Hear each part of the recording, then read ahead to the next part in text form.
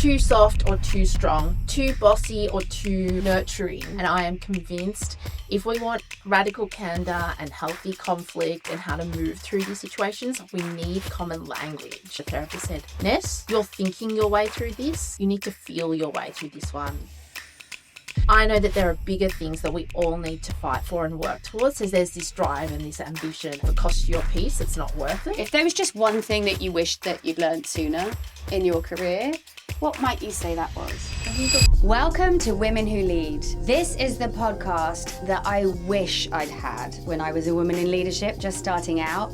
So my friends, I have done you a big favor. I have selected some of the most inspiring women in leadership, and I've assembled them in a series of conversations where they're going to share their tips, tricks, frameworks, stories, everything to support you to bloom into the next season of your career.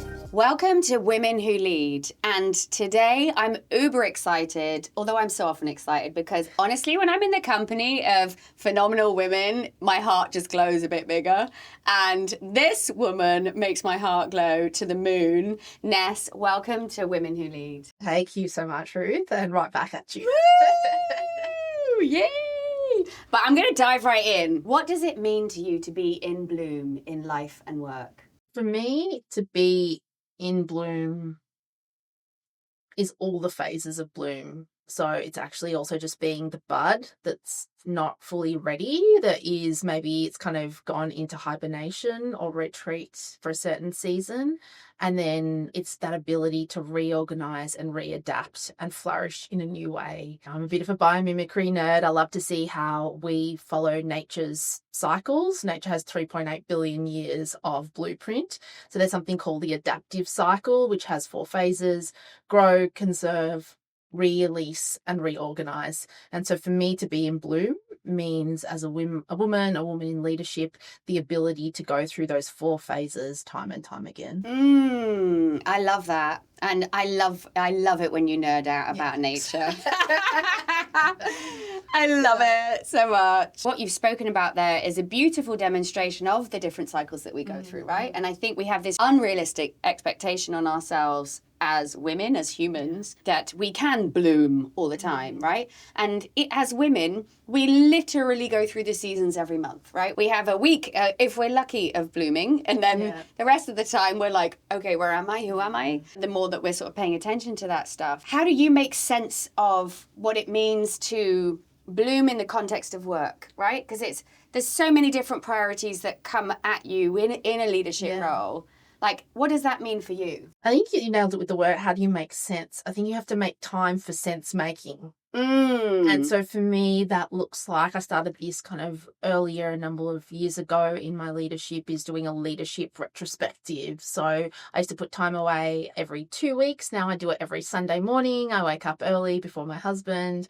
I make myself the perfect cup of coffee that I barista, and I sit down on the couch, often with my dog, and I just reflect on the entire week. I look at what was happening internally in my inner world, because I think at least 80% of leadership is leading self and the inner world. I look at the interactions I've had with people. I think about anything that's happened on different socials that I'm part of, different communities I'm part of, and I just take time to make sense of that. Sometimes it's super practical, like what were the most memorable moments, the wins, the achievements? What were some of my fail fast, learn fast moments? And I just take time as I sip my coffee just to think and to journal and to draw and make sense of it. I think a lot of the times we keep it up top, all of the thoughts happen in our brain, but actually taking time to go, what is happening here? And then what's really happening here? That's sort of my practice. I don't think it can happen by accident. It has to happen by intention and by design. I deeply resonate with that. And I found the same in terms of having a daily journal. I call it my daily retro, but check-in practice where it's like, okay, where am I at? Which is really important, certainly with the thinking part of me. But I'm curious about the sort of body-mind connection part of things, right? Because thinking only got me so far. It was only really when I was able to establish a link between my mind and my body that really things started to open up for me. So I know you work hard to create that link within yourself. How have you managed to do that? Before I say what I do now, let me retract to maybe 10 to 12 years ago, earlier on in my career, and I was seeing a therapist, and I used to think I was very rational and logical. And yes, some of us are more thinkers. Rather than we're rational or logical, we're stuck in our heads. And I would always solve things through a problem-solving framework or something like mixing like academic science and practice and really rationalize and think through everything. And the therapist said, Ness, you're thinking your way through this. You need to feel your way through this one. Yeah. And I was like, in my 20s, I was like, whatever, Yeah. I am feeling. Yeah. I'm feeling that I don't like doing this. But it was like, no, just like the logic will save you. And I'm sorry, but sometimes the logic won't save you. No. And whilst we think we're all logical and rational, yes, some people are more degree than others, but I think it's really hard to be truly rational and logical because all of our logic is based on mental models and all of our mental models are based on our culture and upbringing. So that's a separate story. So I think that was, 10 years ago or so, that feedback was given to me. And I think just as you grow as a person, as a human, as a professional, you realize at a certain time you can't think your way through everything. And I think we resist. Deep down, we know we need to feel our way through things. But it's becoming prevalent now that a lot of us in our childhoods weren't taught how to name emotions or explore feelings and emotions. What's helped me now is just really being open around the role of emotions in my life. I love the work of Susan David and Brené Brown, who I think a lot of people have been researching this. They have brought it into a really public forum, but it's like, let's talk about this in the workplace. So I think it's one aspect. What I do now is based on, we're talking about a retreat I went to. I realized I disconnected thinking and feeling. So I was doing the feeling in feeling time and I was doing the thinking in thinking time at work, but it was like you said, connecting those both together. So now I do it in my morning practice. I also do a daily journal in the morning. It's from Julia Cameron's The Artist Way, where she talks about morning pages, like dump the trash out of your brain, just get all of that buzzy thinking noise there. And then I do 10 or more minutes of meditation where it's just observation of thoughts or emotions. And that sets me up for the day to be like, okay, think, feel, and be intentional. That's for me just the best way to do it in micro moments every day. Yeah, it's so important. And certainly everybody's different, right? Different things work for different people. I know for myself, I thought I was like, I meditated every day for a really long time, but I was actually just disassociating when I was meditating. And actually, for me, some form of movement practice with my breath, even if it's just microscopic movement, has actually been game-changing for me to actually be able to have the connection to my body. But we don't know what we don't know, right? When we're living in it, you 10 years ago or whenever it was, when you're like, yeah, sure, I am. And I feel like I don't want to do this. Yeah. You just got to be ready. I think that's the thing in any change. Someone can seed an idea. And sometimes that's enough, and it's just you'll accept it, and if you accept it when you're ready. I mean, we talked a bit about nature and all those sorts of things. So, I mean, whilst we're in this sort of nature world, if you were to think back over your career, is there a season that shaped or maybe even still is shaping you the most? This isn't a cop-out answer, but it's all the seasons, because if I think about different stages, they were either in one of those 4 phases of the adaptive cycle or all of them together. So I think some phases were just really tough. They were releasing, reorganizing. Maybe there was some workplaces in the past that, would definitely I'd classify as toxic workplaces, but they still shape you. Either they shape you in ways where you're like, oh, I do not want to be like that leader, or I will not accept this in my life anymore. One place where I just named and shaped me the most was when I was at PwC Australia. It wasn't really about the name of the company. It was about the leaders that I had. And I often talk about a few of the leaders, like one of my direct leaders, Matt Coates. He was just an amazing person. And I just, more than the leadership or his technical acumen, it was how I saw him grow we've talked about soft and strong as a male leader, and for me that was phenomenal. And he was just also super charismatic and gutsy and just went out there and pushed me to just kind of step into my boldness, and he continues to do so. And the other person, there were a few female leaders, and I often name Jane Livesey, who was the head of the whole Technology Australia PwC practice. She grew that practice over 3 years. It became one of the most profitable parts of the business. So just seeing someone who was growing themselves, she also wanted to lift all the other women up with her, it shaped me in different ways because I saw strong female leadership that wasn't insecure and trying to keep other female leaders down.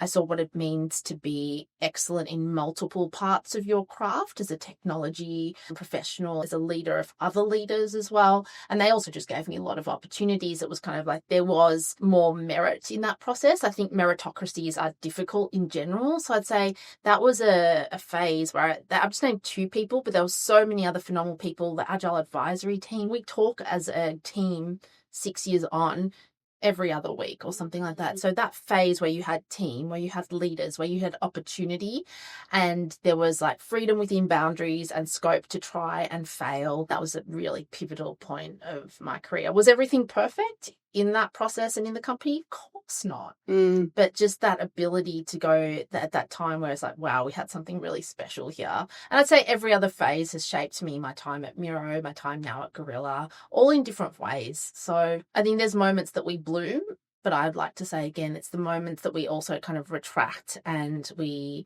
have to kind of go into that hibernation or go back to bud or go back to seed. They're the times, they're the punctuations or the pauses in my career that enable the next growth spurt because I had time to reflect and act in an intentional way. Things may not make sense whilst they're happening, but then afterwards you're like, thank goodness for that experience, because were it not for that, then this, right? Something else you've just talked about there is this idea of being both soft and strong, right? Now, I think for women in leadership, this shows up for us in different ways. In my own case, I have a very effervescent, fun side to me and a big heart. That was for a long time the part of me that people could see. It's the part that's the most most obvious, right? Like I wear it. Whereas I also had this very, very disciplined, get stuff done, and actually quite determined, decisive, straightforward, forthright, but balancing and being seen as all of those things as a woman in leadership was actually quite hard, right? Also, I think the challenge in my own case was definitely, you are rewarded as a woman for being this sort of soft, effervescent character, and you're potentially less rewarded for being the get stuff done, don't mess about type character. And so in my own case, it took a lot of intentional work to actually authentically embrace all of who I am in that way. And so I'm curious, just because you mentioned soft and strong, what's your own experience of that been? And how can you help us? I think we're very similar. Like I come across as like super bubbly and I truly get so excited about the nerdiest things. And like you can tell when someone gets excited, my whole face comes alive. I feel each of my emotions deeply. So I feel grateful, I feel appreciative, I feel excited. But then there's that other side, even if you look at working style preferences, like I'm similar. It's like, let's get shit done. I need to drive. There's an ambition there. And I think that can also be mistaken that it's an ambition for myself. When I was younger, yes, now it's an ambition for bigger causes because quite frankly, I could just do what I want to do the most, which is go and read my book on my couch with a cup of tea and my dog. I know that there are bigger things that we all need to fight for and work towards. So there's this drive and this ambition. And so some people I think can't reconcile both of those things. It might come to some people as insincere or duplicitous. So you kind of have to work through those parts of yourself where there is a softness. And I love coaching and a gentleness with my team, with a workforce, with others. And then there's this drive as well, because what I do know in business, in the model and the economic system we live in, is if everything is just soft and nurturing and you don't get results, you don't survive. And we need more of the nurturers in business. So you have to learn how to balance the execution and the outcomes. I think what I am struggling with is a lot of women feel this. There's so much research around this. Like we're either too soft or too strong, too bossy or too nurturing. And to your point, you were saying that some of us, we get rewarded for being the gentler type. We do or we don't. Because then when we're not clear on our numbers or we're not clear, or then the other thing is we're not assertive enough. So we become assertive and then it's bossy. It's like, where do you go? It feels like impossible standards. And I've wrote about this recently as a woman of color. Amina Malik wrote an amazing article in Fast Company about Kamala Harris and how that represents what women of color go through in a workplace, that you're just trying to balance these impossible standards, and also like don't God forbid that you show emotion in this journey, and Right. too emotional. So I don't have an answer. All I know is that I'm exploring it day to day, week by week, and then I'm having the discussion gently with my boss, my peers. I'm starting to have that as I explore it. So I think for me, what I know is I don't actually want to change that about myself. It's more how you have discussions with people around their expectations or how they're perceiving you in those different states and why. So I think that's sort of my piece. But wouldn't it just be so sad if women were just like, oh, I'm not going to play in this space because I'm too bossy or seen as too assertive? Right.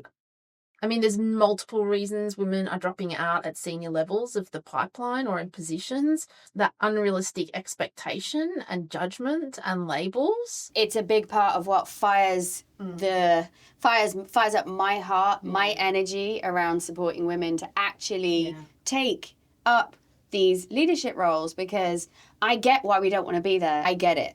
But we need to be there, because as long as we're not there, and I know we may not be there yet, but this is what the work is for generations to come. Like, okay, will I get to see women, feminine energy and masculine energy being balanced in the workplace within us all? Probably not in my lifetime, but I have to know that I've pushed us towards that a little bit more, right? Like I can speak for me, the work we do together enables me to plot reveal. Ness is a client. and I would shout that from the rooftops, and I have, because it's that ability for you to hold up the mirror and go like, where is soft and strong? Yeah. What's happening here, and how I take that time and have the space to explore that. The more that we have women supporting other women, which is there, I'm seeing it in spades now in different communities. Yeah. I haven't always in the past in my own career, but I think together we rise. We know that intuitively. I think the hard part is when you're in situ, sometimes in a workplace, is having the mental courage, the emotional courage to stay in the sticky positions. So in that time where you've had that conflict with a colleague, or things just feel really icky and messy, and it's so easy just to go alarm bells, just like I gotta get back to safety. It's just like, how do you show up and stay present? And I think that is an absolutely crucial skill for us as women if we want to stay and change things. By all means, don't stay in some place that's just toxic. I think it's Paulo Coelho who said, if it costs you your peace, it's not worth it. Yeah. And there's that grey space in between toxicity and everything being amazing. It's the work is done in the middle.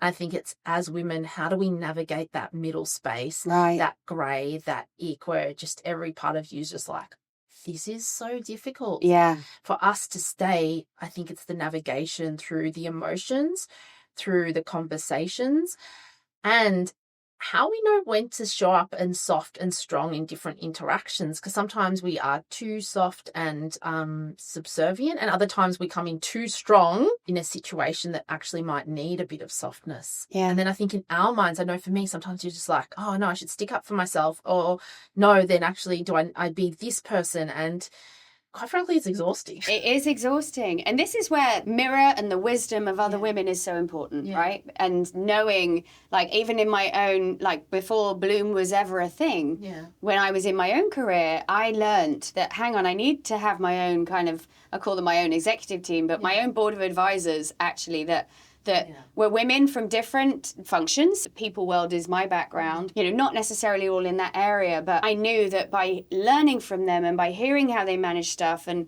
that actually there was magic. And that was, for me, what set me free in my career, was that blend of the mirror and also the wisdom. The idea of advocating for yourself and having challenging conversations is something that so many of us find so very hard. And I know it's something that you work hard to be in integrity in yourself with. I would love you to share with us some of the ways that you've been thinking about approaching those sorts of more challenging dynamics. This idea of how do you do that and be who you are whilst doing it. Love a good tool and a framework. So I think a few things come to mind. If I just get super practical, I think when we're talking about a role, what I've started to do in my last two roles, based on the work of both Angela Duckworth in Grit and Annie Duke in Quit, so two books, is actually thinking through my grit and quit criteria for any role. So where will I stick it out and stay in those grey spaces? Oh, I love this. And then what are my things where I'm like, this is not okay for me? I will walk away. And Annie Duke particularly says, come up with a quick criteria, not when you're in the situation, like in that fight or flight situation, know before and then revisit it. So it's very clear in my head. So anytime I'm in a messy spot, I'm like, oh man, this isn't good. But I was like, Ness, it's not your quick criteria. It is a thinking mode, but I think it's the thinking mode that helps the emotions regulate when you need them to. So that's one tool that I use to think about this more broadly. Then when I'm actually in those situations, like I literally have this tattooed on my wrist. Sorry if anyone's listening who's a Chinese speaker and my accent's wrong, but it says Wei Ji, which kind of means turning point or change or crisis point. So in the Chinese caricatures, they don't have one symbol for that. They have two: danger and opportunity. Ooh. So that signifies a turning point or a crisis point. So literally every time it's there, it's like I literally look at the tattoo on my wrist and it's like danger and opportunity. There's always two sides to this. So when I'm in those situations, I try and think through both lenses, because naturally we fear, like go for safety. So yeah, there's dangers here. I try and think, what are the opportunities in this space? And then there's just go-to tools. So one of my current team members, she's worked with me at other places, Dorothy Mankey, she's a Dare to Lead facilitator. So she really changed my leadership a number of years ago by introducing Brené Brown's work around rumble starters. And I am convinced if we want radical candor and healthy conflict and how to move through these situations, we need common language. So, having that, like, let's have a rumble, the story I tell myself, the assumption I'm making here, instead of you did this and this is happening, where that's what we're all inclined to do. So I think that's just going to sharing that with people. Can we use some sort of common language? And that actually just helps bring down, I don't do it right all the time, none of us do, but then I'm like, yeah, back to those. So that's one tool. And then I just ask myself, what is really going on here? And what do I actually want to happen? Because so sometimes I and others get so caught into the emotion of the thing and who's right and who's wrong and what's just and what's not just. We fail to zoom out and say, what is the outcome I want? Right. And then what are the next best steps with language and interaction to get there? And what you're really getting into there is this energy of discernment, right? Yeah. Where we're able to say, okay, this is like good stress or bad stress, right? And it's really hard to do that in real time. And I love what you say there about like, like no fast moves, right? When you're in that crunchy situation and you just, everything about your nervous system is telling you to run, then take a beat and go to sleep and wake up the next day and see where you are at really in it. But I do want to just touch on the topic of burnout, right? Because I think burnout is way higher amongst women, right? And it's a big problem for everyone, but it's very high amongst women. What are the indicators that you've managed to create within yourself so that you know, actually, this isn't the right environment for me anymore? It's easier when you know that this work isn't fulfilling and you don't want to do this. The hardest part with burnout is, or with overwork, is loving your work. Yeah. There's some parts for us, like, there's certain people have certain propensities, or, workplaces have shaped us or rewarded us for overwork, or there's been childhood pieces around that, schools, cultures, like all of these things together. I know I can speak for me. All of those things have combined for just like one of my needs is around drive and change and performance. And so I love my craft. And so how do you know how to kind of time box that? And I'll just be honest, it's a work in progress. Like, I start a new role, I have my boundaries map, I have my energy audits, I do all the tools, and then I just kind of revisit them. And the crunchiest point where you're like, okay, I'm crossing my own boundaries. I'm looking at my SOS plan and some of the things I'm able to, with the help of coaching or reflection, pull back. And there's other parts where it's like, no, do you know what? I actually want to do this because I'm learning something here, or there's a different need, and I just trust that. I think everyone has advice on this. There's books in this. Any feedback or tool, you'll put it in practice, and the best thing that you can do is go into your inner wisdom and your inner discernment and say in that moment, what is the true need for me here, and then make a decision. And you'll probably make some wrong ones. I've made some wrong ones, and you'll probably go, okay, that wasn't worth my time. But I think the question is more around the future you, and it's like, will I regret doing this, working those extra hours, or will I regret not doing this? And I think that power of regret, like Dan Pink talks about, is something I think about. What would future Ness look back on this and say? I just don't think anyone, well, that's a big call, can give a perfect answer, because it'll be theoretical. And when you're in that stage, it's anything but theoretical. It's those deeper desires and needs for recognition or achievement or completion. So I think it's just step by step, moment by moment. And there's actually nothing wrong with actually, for some people, working those extra hours and just feeling it. I think it's when it becomes a habit. So something I'm going to be doing in my next week is actually just cancelling every single meeting in my diary and then resetting my diary. I love that. And it's like, what actually matters here? Because I think sometimes we convince ourselves that we need to. And it's like, what are the circuit breakers? So if anything we can do is just break a very big circuit. Yeah.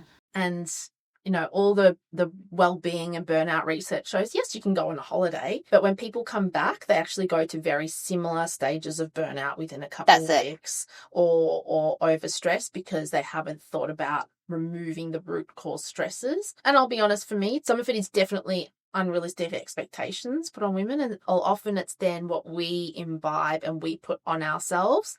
And the question I was journaling on this morning is, if I'm going slower, what will be better and more intentional, and what balls will drop? Because I'm sorry, if you go slower and you're not executing, it looks like you're having less efficiency and output. And then the question is, which conversations will I have, and with who, to make sure we're all aligned, that we think that slowness and the more intentionality is going to reap better result, but on the surface it's going to look like less widgets. Right. I think that's the fear for a lot of us. Will we have the air cover, or will it look like, oh, you're not performing, right, you're not doing your job, but you're like, well, but I need to take it down a notch and go slower. And I think this is a broader epidemic at work, which is we are very poor at measuring outcomes. We have a propensity to measure outputs. Yeah, absolutely. And what you're talking about here is really creating a co-commitment, right? Yeah. It's like, actually, it's recruiting people into your efforts of, hey, actually, here's what I'm reflecting about myself, but here's what that will mean. Are we okay with that as an outcome? And I love the way that you describe that, Ness, because what I wish more people understood was that to not work in a burnout fashion takes active recovery.